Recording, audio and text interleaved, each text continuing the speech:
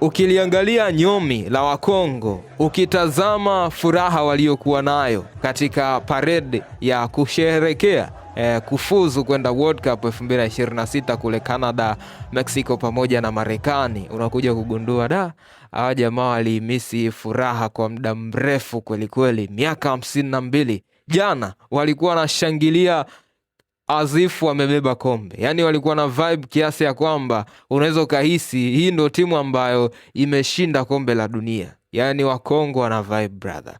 Wakongo hawana kazi ndogo, hawana shughuli ndogo. Walikuwa wanashangilia vibaya mno, wakiwapongeza wachezaji wao kwa kuweza kufuzu kwenda katika World Cup 2026.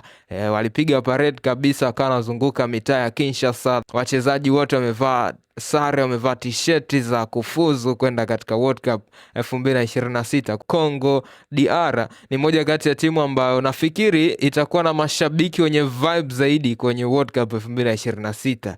Ukiwaangalia kina Lumumba Mchongo, ukiwaangalia wale wazee wa masebene, wazee wa kupiga fimbu, unakuja kuona ni moja ya timu ambayo itakuwa na vibe nyingi sana kwenye kombe la dunia. By the way, kikosi kizima cha Kongo ambacho kimehusika kufuzu kwenda katika kombe la dunia mwaka 2026 kiliweza kuzawadiwa magari, kila mmoja na gari lake, gari aina ya Jeep na rais wa nchi ya Kongo. Brother, noma sana. Jamaa wako serious sana na hii business ya World Cup.